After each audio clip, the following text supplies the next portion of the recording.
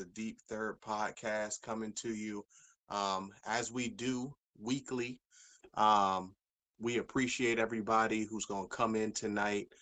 We appreciate all the people who checked out our video from, or I should say, our podcast from last week, whether it was on YouTube or you guys watched it back on Facebook. We appreciate it. So today we coming to you live. We're gonna finish up this NFL season. We got a little bit left to say about Mr. Tom Brady or Tampa Brady. Um, close that out, and then we got a couple of things across the landscape of sports. So I am Jarrell, aka Sir Fresh, aka Breeze. I throw it to you, D. Yo, what's going on, man? It's me, DP. Appreciate you guys watching. Hey, man, get ready for a good show.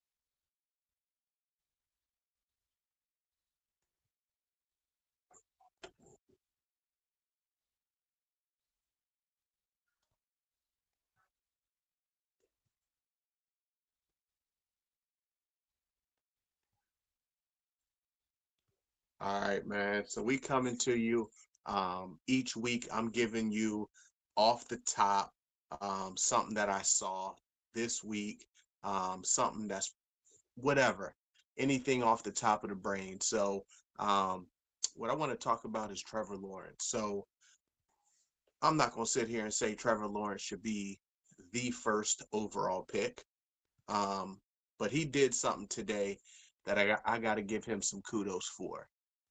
He's getting ready to have shoulder surgery, but yet instead of he can't do the pro day, he decided to move up his workout today.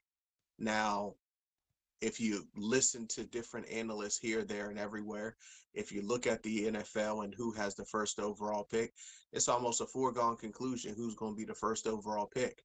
Um, so when I look at it, he's got everything to lose and nothing to gain by doing this. Um, so I appreciate him going out today, throwing the ball around, trying to show some guys what he can do. Um, I can say as a person, I respect Trevor Lawrence and everything that he stands for. Um, you just look at he could have opted out of this season. He was going to be the first overall pick. He could have opted out of this season. Um, when he talked to his coach is like, man, we got a chance to win. And he's like, okay, that's all I needed to hear. Um, we go through sports and we hear so many negative things. It's nice to point out something positive when something's being done. The work that he's doing in the community, he did a GoFundMe um, on some positive things, and I think that just seeing who he seems to be on the outside as a person, I can really respect that. So I just wanted to give some kudos to him for going out today prior to his surgery and being like, "Hey, I can't do my pro day, but I'm still gonna let the world see me because I'm just that dude." So I just got to give him props. If y'all got anything, go ahead for it. If not, let's get into it. No, I'm good. I don't have anything. That's definitely awesome though that he did that. All right, so let's get into it, man. So if you've been asleep and you haven't been watching, and you don't know what happened last week, y'all know what it is, baby. These boys won. Last week I said it was gonna be 30-0. It was almost 30-0. And as far as I'm concerned, it was 30-0 because they couldn't put a point on the board from the offense side of the ball. So shout out to the Tampa Bay Bucks. People sleep. People been sleeping since Tom Brady came to Tampa. But hey, guess what? You got to be woke now. So let's go, man. So the first topic is Tom Brady. What are your takeaways for Tom Brady this season? Mm. So I'm The question can be had about him being the GOAT. We can spend a whole show on that, and maybe we'll do it sometime this off season. But what he did in Tampa, I can't do anything but give him praise for what he did. I'm not saying that he's my favorite quarterback. I'm not saying anything. But to come in his first year, um, obviously after being with the Patriots for 20 years, and what I felt like is in the playoffs, maybe even since that bye week, I think you saw his stamp on the team. And I know he's got coaches. I know he's got this. I know he's got that. But if we go into the fundamentals of what happened in that game, you didn't see what was going on in the beginning of the season where they were chucking it down the field. They were kind of off kilter. Tom Brady kind of went, in my opinion, back to the Patriot way. They ran the ball efficiently. That doesn't mean that they have to have 100 yards. That doesn't mean they have to have 200 yards, but they ran the ball enough to be able to run play action. Tom Brady took what the defense gave him. He did a lot of those checkdowns. And then timely, he hit people across the middle. And outside, Tom Brady's not the best outside thrower at this age, but he knows where he is. But he throws with that anticipation. But what I saw in that Super Bowl was strictly 100% vintage Tom Brady being like, I'm going to beat you with my mind. Now, where I'm frustrated with Tom Brady, he wasn't the MVP. I don't care what anybody says. He was not the MVP.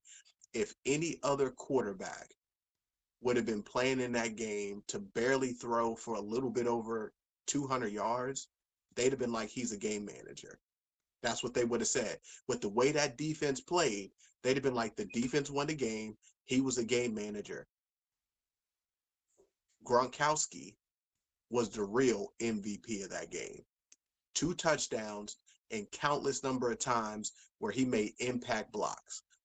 I wasn't a great big Rob Gronkowski fan. I became a fan after that game. This might be the first time where I really was paying attention to Gronkowski. Before I just was like, man, he's just in the Patriot system. Da da da da da. He showed me something. So that's on me. Fabe, I throw it to you.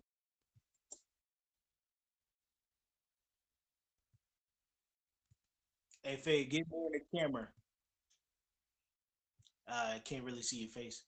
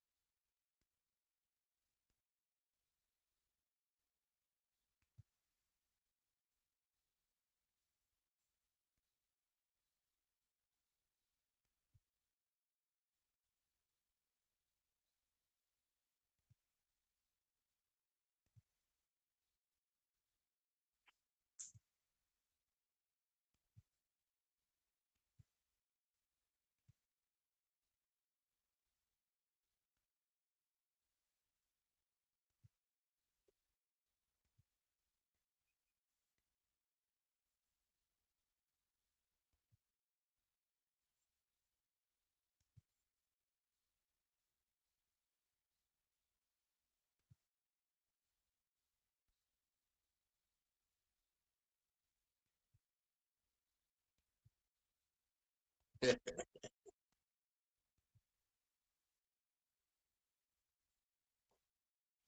bruh, before Dante go, the only thing I got, listen, he brought Antonio Brown to tears when Antonio Brown was talking about what Brady did for him. Crazy.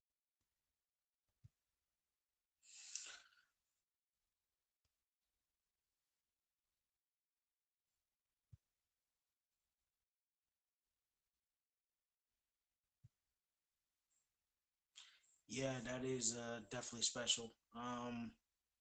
Man, so it was a lot of stuff that I took away, especially with me being basically the only Bucks fan on the podcast. Um, man, it was the biggest takeaway is when I first heard about it, my my first thought was Super Bowl. And then people were like, well, you know what a Super Bowl at? It's at Tampa. And no team has ever played at their home field Super Bowl. And only thing I could think was Super Bowl ring. And it was just amazing to kind of see and kind of piggy off of what Faye was saying to see the leadership. And that's what I've been trying to tell a lot of my friends and family members. I like Jameis. He's a Florida State guy. Florida State, my team brought a national championship. However, even if, and I'm gonna go, Jameis had the same team that Tom probably made the playoffs, but we wouldn't have made the Super Bowl. And the biggest difference is people believed in him, and I don't believe people believed in Jameis. Um, I think they looked up, they liked him as a person, but when it came down to it, I don't think they really believed in him. And when you are a starting quarterback, you have to have the team behind you, and they have to believe in you. And the other thing too is, I heard Bruce Arians say like, it was sometimes that I would just sit back and I just let him coach. Where does that happen other than like LeBron James, people of those calibers? Like where does a player do that? I think about when we was at college, the only other person that we probably had that would do something like that would probably be like DeMays in the secondary. Coach would probably sit back and let him teach or something like that. Um, but for the most part, like you don't have that. So he was an extension of the coach, but at the same time, he was a player's player. Like they enjoyed being around him. They enjoyed they liked him as a person. But so that's what I took away. But the other hand, man, so I'm sure everybody's seen Tyrann Matthews and Tom Brady getting into it.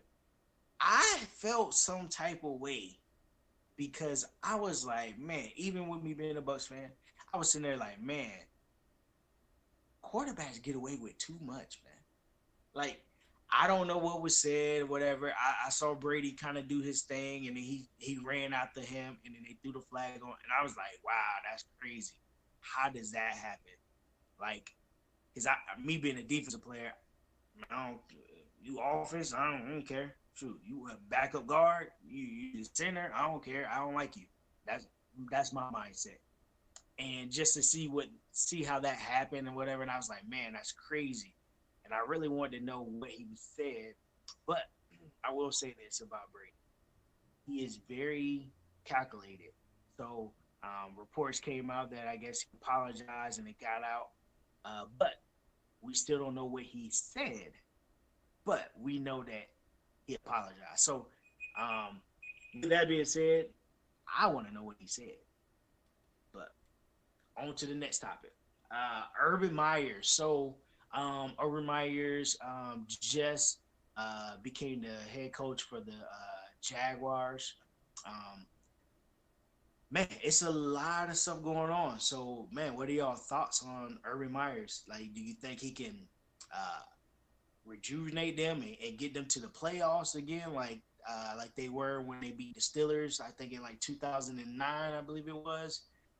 You think he can? Um, get them into a spot like what he did with the um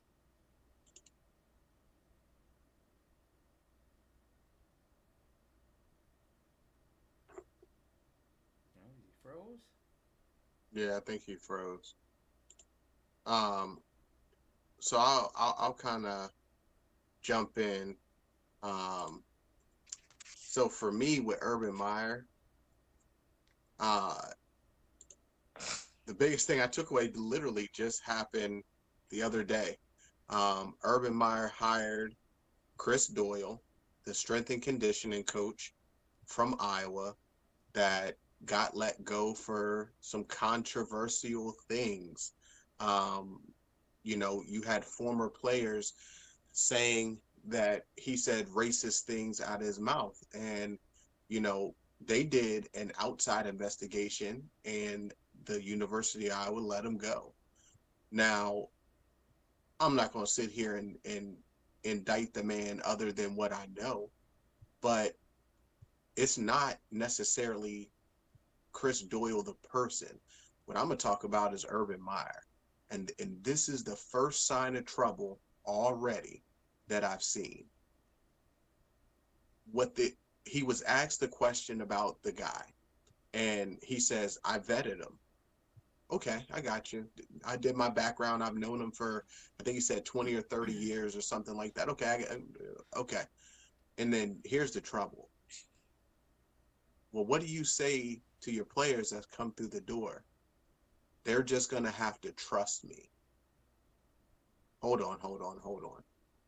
This isn't the NCAA. This isn't a little 18, 19, 20, 21 year old that's like, I'm trying to get to the NFL. No, bruh. These are grown men. Um, I think Keyshawn Johnson said these are men with full beards. You don't have anybody wet behind the ears. And for you to do that, um, and bring that type of character into your organization after he was just let go.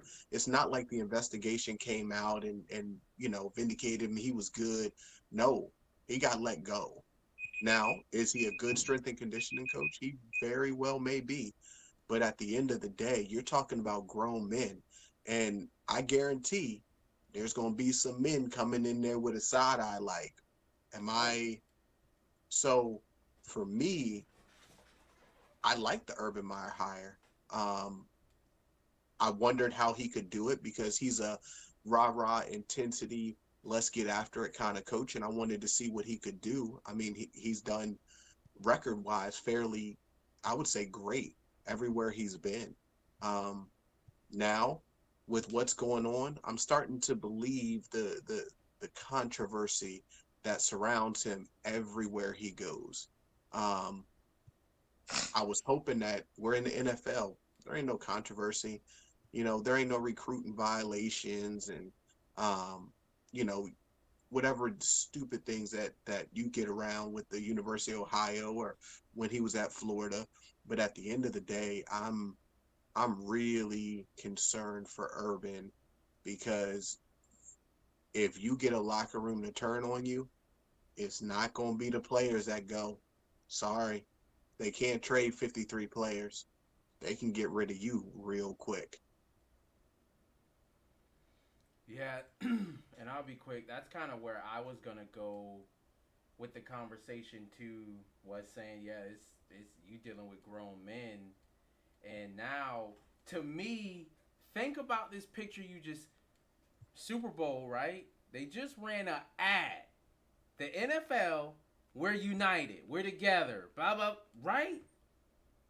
Okay, so you just told millions of people we're united, we're this, and we support the black people and this and that, and now you have a prominent name because Urban Meyer, he isn't a nobody, he's a name who is bringing somebody in amongst controversy, especially for that, like for that. It's okay, he didn't. It's just as bad. Beat his wife or something like for that, and now you got to explain this to your players. Cause they gon' like as I'm sure you guys, if you in that locker room, you're a player, you gonna ask them, well, what did you say? What? Cause now that okay, was you joking and all right, we might let that slide. You were joking, or were you mad and you ran your mouth? Because that's kind of different. That's kind of different. If you mad and you really ran your mouth on something and you really said something, yeah, we got some problems. Tell us how you really feel. So, in your first year in the NFL doing that, I get it, and that's what. So now it's like he's standing on the merit of the NCAA, everything I accomplished in college. So he's hoping that that clout gets him with the players, like, oh, trust me, blah blah blah.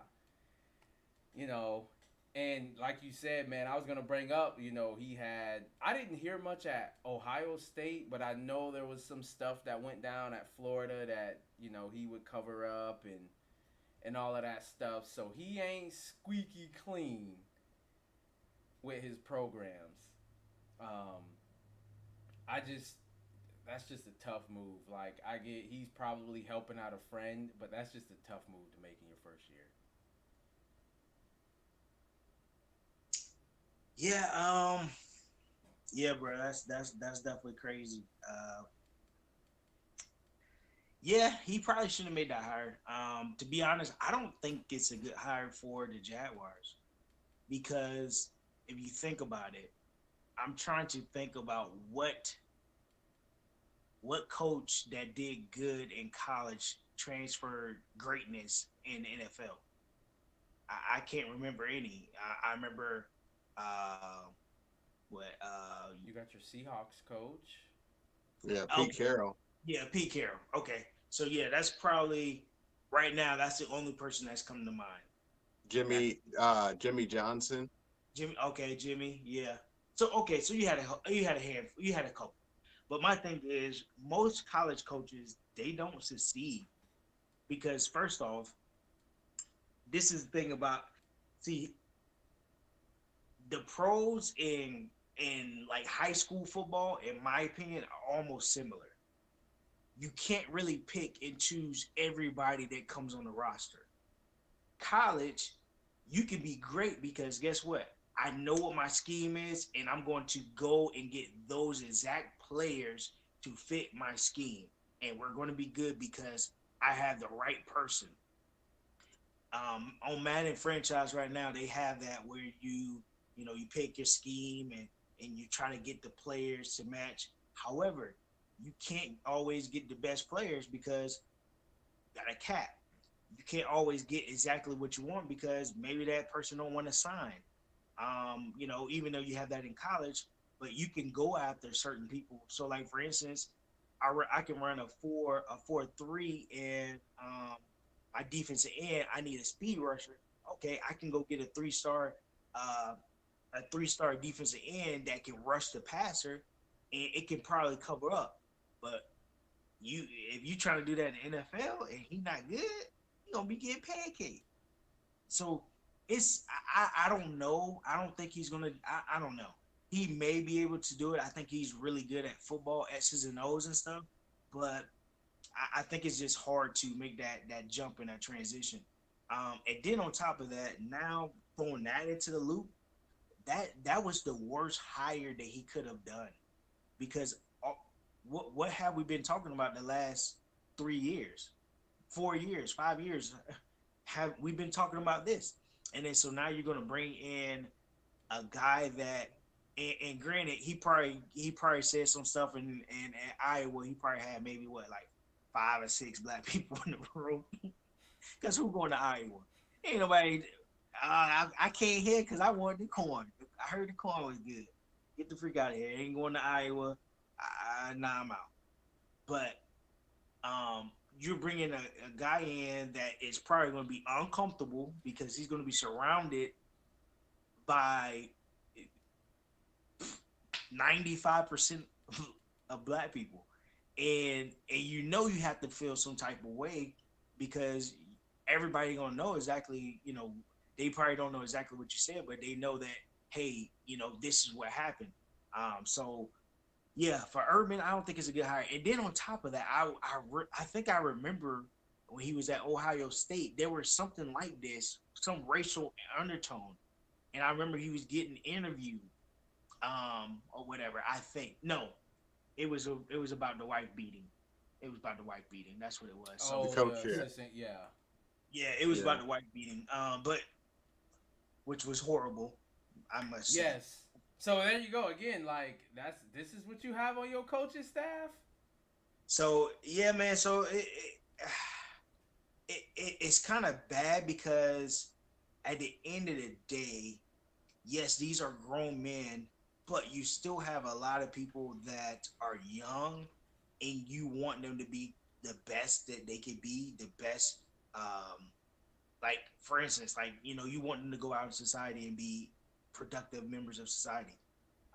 And but then you have people that you're signing up people to come coach them and to that's not really good character guys. Even though I know, granted, everybody makes mistakes. Everybody says things that they don't take that back. People say stuff that's dumb and they get caught and they like, dang, I probably shouldn't have said that. But that's how I felt, but I shouldn't have said it. But people make mistakes, so I give them that. But that's going to be a tough locker room. And like you said, you coming in the NFL, this is not college football where I'm leaving my family and you're my dad. Nah, bro. I got my own dad. I can go buy your stuff because I made more money than you. So it's going to be some, as we were talking about on the Tom Brady, it's going to have to be some ego shifts in that room. And so it's going to be very interesting to see, but I don't think it's a good hire for them. The just real quick before we exit out, um, the only thing that I can say for him is when you look at the NFL, for the most part, guys will bypass certain things if you bring them something that benefits them. Now, I know most of these dudes are on their own workout plans, they're on their own, whatever. But if this dude brings something that benefits them, that might be the only way. And I would be shocked that depending on what happens over the next couple days, if it starts to get worse, if the owner may not come out and be like, bruh, you gotta go. Don't think it'll happen, but it'll be interesting. It'll be interesting because right now Urban's got all the power. So we'll see what happens. But on to the next. On to the next. He's just going to go there. Let's go, yeehaw. Is he GM too, or is he just head coach? I think I'm he's just not a sure. coach. Okay, he probably just head coach. All Yeah, I right, think he's yeehaw. just head coach. Let's go. All right, so last topic, man. Thoughts on the backlash that D Watson getting from former players, from former coaches, and also people that are in the league now. What are y'all thoughts, man? Man, I'm sorry, Faye. I gotta get this out. I've been waiting for this one. Listen, I love JJ Watt. I like Matt Stafford.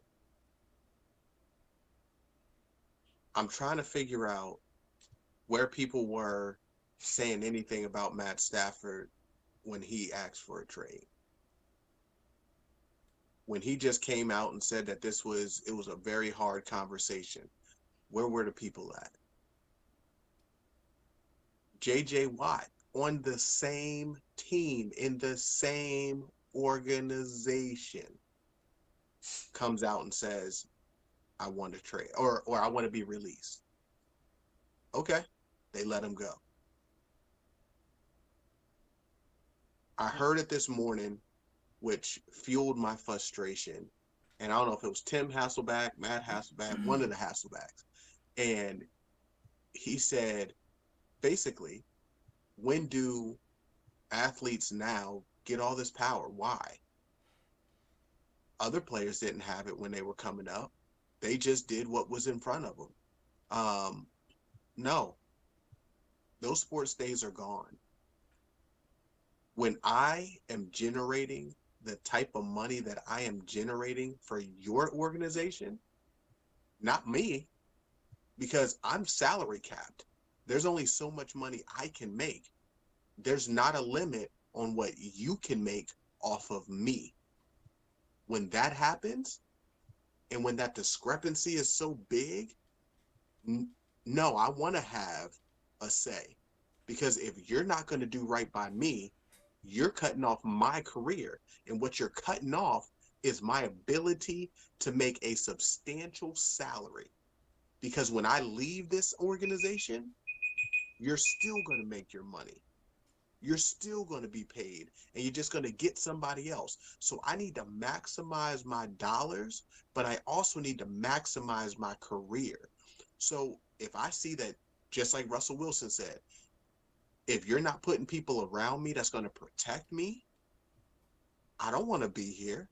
I don't want to take all these hits, because one less year means 20, 30, 40 million less that I get to make in my career. But it doesn't matter, because if I'm off the field, you still already sold those tickets because everybody was expecting to come see me. So it's frustrating. Brett Favre, come on, Brett. To come out and say that, listen, I understand if a coach comes out and says it. Brett Favre, you played the position. You played the position. You went to a rival. I was getting ready. So Sorry. you left your team and went to a rival. Your team didn't want you. Your team said you were done. And you decided to go somewhere. He's just trying to do it before the team come to him in a couple years and be like, we need to restructure your contract. No, bruh, you're not going to protect me. Send me somewhere else. I So let me ask you this: so why do you think that people are coming out saying stuff? Why? Keep it 100 too.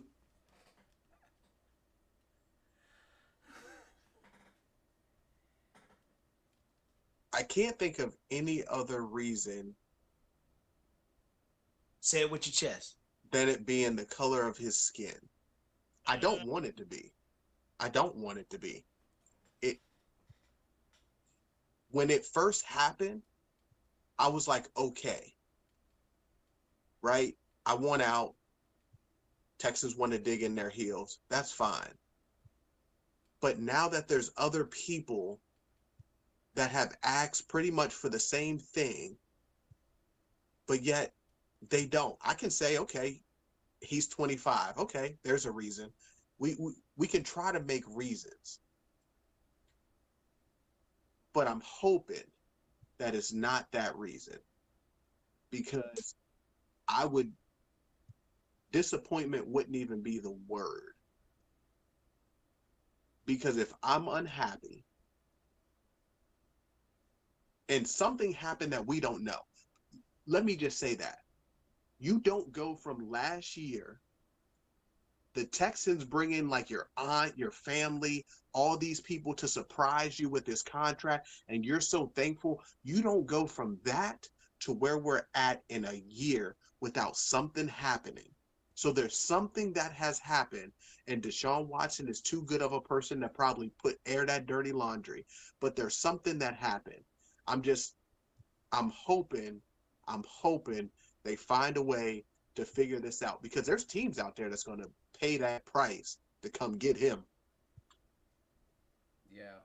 And to me, what's even crazier, what people aren't, I've only heard it briefly talked about, but sucks that all the ex pros aren't talking about, is that he went to his teammates Yes. before he even anything was public.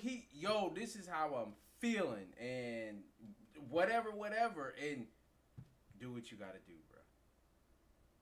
So, and that was gonna be my thing, like you said, is that if to me, and supposedly the reports, what he was told was he would have a say on hiring of a head coach, blah blah blah. The point of it is, if I'm the quarterback, if I'm whatever, and I go to leadership and I say, hey, I want this, that, I want to be a part, and you tell me okay, then you do the opposite, yeah, I'm going to be upset. I'm going to be mad about that, and you have broken trust. Now, if you would have from the jump, if I said I want to be a part of it, and you said no, we really don't want you, but okay, you don't want me to part, cool, all right, fine. I may not like it, but okay, you straight up, you don't want me a part. But don't tell me something and then you do the so that man has every right to be upset. And since when have athletes, well, when they're the ones on the field getting rings? I think Tom Brady just showed everybody if your quarterback wants to have a seat at the table and kind of dictate who comes and who they work with, you might want to listen. You might want to listen because you're gonna get people to buy into the program. If I'm Tom, like I ain't played in years, but if Tom Brady called me and be like, you wanna do one little block for me? Yeah, I got you, coach. I'll block I'm for right you. there. You know what I'm saying? So if Deshaun's like, okay, hey, I think this player's good, that player. Like I was watching, what was it? I was watching a show the other day, one of them ESPN shows, and what the guy said was last year in the first round of the draft, the Chiefs called Patrick Mahomes. Said, hey, this is who we looking at drafting. What you think? Like, bruh, Patrick Mahomes getting that kind of respect. I mean, I know he's won a Super Bowl, stuff like that, but you did pay Deshaun hundreds of millions of dollars. So I think you would want to give him that kind of respect to be an integral part into the building of the team. Yep. I don't know what happened to Mr. Parker. I think he had some connection issues. Um, so I guess we can head into the last part of the segment. Um, I don't have any questions on my end. I'm not sure if you got any on yours. No, I don't. Yeah, I didn't get any. I had quite a few people. I just want to say I appreciate you, Jim, for coming in for a little bit. I appreciate everything for all the folk that came in. I think Shared came in, some people from my church. So definitely nice to have you guys in. The big thing that I want to say, kind of walking out before we do our little final thoughts, is if you haven't, check out our Facebook page, Deep Third, and then you can click on the link to go to our YouTube page. We're really trying to push our YouTube page, trying to get our subscribers up. So we'd appreciate it if you can get on to our YouTube and hit that like and subscribe button, hit that bell notification so you get notified when we go live. When we start talking real, you get to tune in. Yeah, and I'm gonna Babe, you got anything? just echo that appreciate you guys. It's Friday night. We know you all had a long work week, so we definitely appreciate you guys coming out and spending your Friday night with us, relaxing, winding down, talking a little bit of sports, talking a little bit cash, and all that stuff. So once again, hit that like, subscribe, follow, do all the stuff to get notified, guys. And appreciate you, and we'll catch you guys next week. Yeah, man. Last thing I'm a end on is Mr. Dante. I gotta give it to him. He was almost right. He said the Tampa Bay Lightning, they did win. The Tampa Bay Rays, they were in the World Series, and the Tampa Bay Buccaneers. So he was real close. Um, but great show, man. I appreciate you coming on again tonight. We will be before you guys next Friday, right around 9 p.m. Come see us. We appreciate it. Deep Third, we out.